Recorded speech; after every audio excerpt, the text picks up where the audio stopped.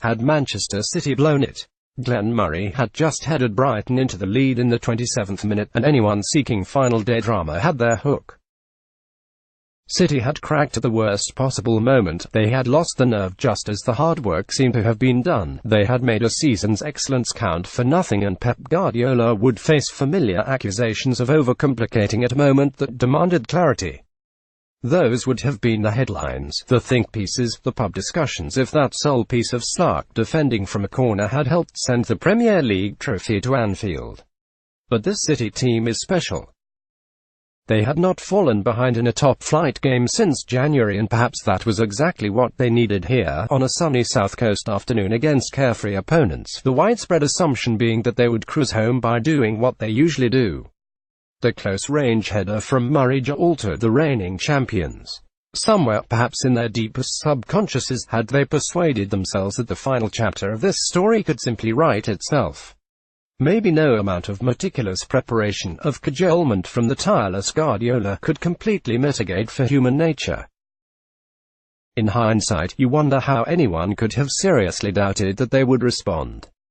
Straightforward they went from the restart, Aymeric Laporte's pass finding David Silva, whose sublime one-touch flick around the corner freed Sergio Aguero to apply the inevitable.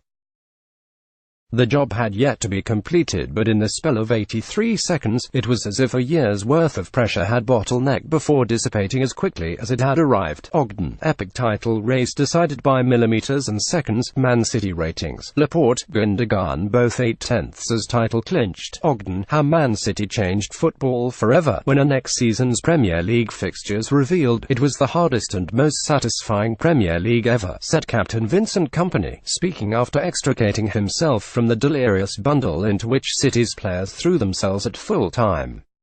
It was the toughest title I have won in my career so far, said his manager. Eventually the 4-1 win had seemed easy, as so much does for this team, but they are the first to stress that nothing ever has been like that. It was one thing winning the 2017-18 title by a street, it was quite another to be pushed within a point of failure by an outstanding Liverpool side, and if last season's title was hallmarked by the extravagant genius of their football, it was a less tangible quality that hauled them over the line this time. Guts. That is what City showed in abundance during the 14-game winning run that eventually saw them over the line. They had recorded 5-1-0 wins in their previous 10 top-flight matches before this afternoon. It doubled the number of victories by that scoreline in their 103 league fixtures prior to that. Mixing artistry and industry, the City PA announcer bellowed towards the away end during a rapid-fire summary of the success. It was a sound assessment. They may have fallen short in Europe by the finest of margins, but domestically, it is hard to think of a facet they have yet to show. As usual, though, Guardiola did it his way. Riyad Mahrez had not played a minute of football since City's Champions League semi-final first-leg defeat at Tottenham 4.5 weeks ago. How typical, then, that he would make a selection that bordered on the perverse, bringing the Algerian in while Leroy Sane and a fit-again Kevin De Bruyne began on the bench. As City toiled through that opening quarter of an hour, with Mahrez looking uncomfortable in his starting position on the left and Raheem Sterling finding little joy behind Aguero, the suspicion was that Guardiola's tweak had backfired and minds flicked, too, to the last-minute penalty Mahrez had ballooned at Liverpool in October. But in the 63rd minute it was Mahrez, deceiving Lewis Dunk with a delicious feint, who drilled the third goal high past Matty Ryan to effectively put the outcome beyond doubt. The goal was eerily similar to a crucial winner Mahrez scored for Leicester at Watford 3 years ago, when the Foxes were closing in on their own title win. He was the man for the occasion here as well, standing tall and delivering when it mattered.